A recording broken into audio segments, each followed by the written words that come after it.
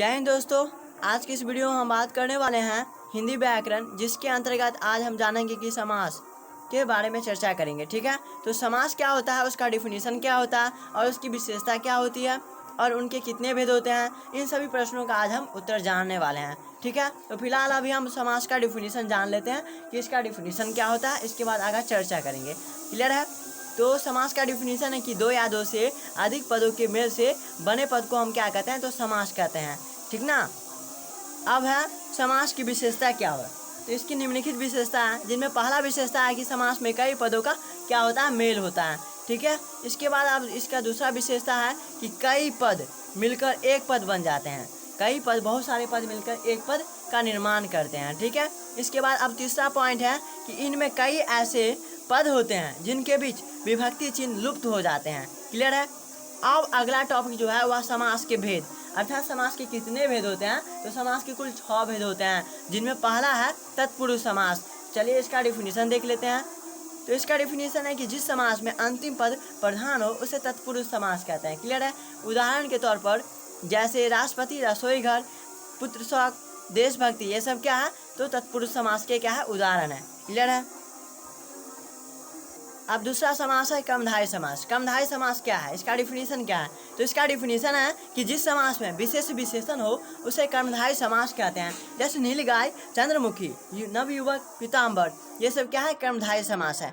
ठीक है, उदाहरण के लिए जैसे नीलगाय, चंद्रमुखी, पीताम्बर। तो नीलगाय कैसे हम कहेंगे कि यह कर्मधारय समास है, नीलगाय अर्थात नीला गाय। ठीक है, यहाँ पर दो शब्द विशेष विशेषण। विशेष विशेषण क्या है, तो विशेष जिसकी विशेषता बताई जाती है उसे विशेष कहते हैं। जैसे गाय काली है, तो यहाँ पर कौन काला है, तो गाय ना, तो गाय यहाँ पर क्या होगा, विशेष हुआ। ठीक है, और विशेषण अर्थात काला। ठीक है, क्लियर है यहाँ तक? इसके बाद अब तीसरा समास है बहुब्रीहि समास। बहुब्रीहि समास क्या है, तो इसका डिफिनीशन है कि जिस समास में आए हुए पदों को छोड़कर किसी अन्य पद की प्रधानता हो तो उसे बहुब्रीहि समास कहते हैं। जैसे नीलकंठ, दशानन, बिना पानी आदि, ये सब क्या, बहुब्रीहि समास है। इसके बाद अब चौथा समास है द्वंद्व समास। द्वंद्व समास क्या है, इसका डिफिनीशन क्या है, तो जिस समास में दोनों पद प्रधान हो उसे द्वंद्व समास कहते हैं, और दोनों पदों के बीच क्या हो, लुप्त चिन्ह हो, उसे हम क्या कहते हैं, द्वंद्व समास कहते हैं। उदाहरण के लिए जैसे भाई बहन, भाई बहन के बीच में क्या है, एक लुप्त चिन्ह है, इसलिए यह क्या है, द्वंद्व समास है। जहाँ कहीं भी आपको यह लुप्त चिन्ह देखे तो वह क्या है, द्वंद्व समास है। क्लियर है? इसके बाद अब पांचवा समास है द्विगु समास। द्विगु समास क्या है कि जिस समास में पूर्व पद संख्यावाचक हो उसे द्विगु समास कहते हैं। ठीक है, इसका अभी उदाहरण देखते हैं।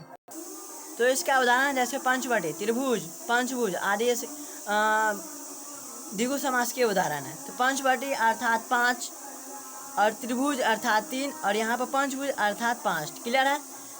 तो यह क्या, द्विगु समास के उदाहरण हुआ। अब है लास्ट और अंतिम समास है अव्ययीभाव समास। अव्ययीभाव समास किसे कहते हैं, तो जिस समास में पूर्व पद प्रधान हो उसे अव्ययीभाव समास कहते हैं। जैसे यथाशक्ति, प्रतिदिन, प्रतिमास। क्लियर है?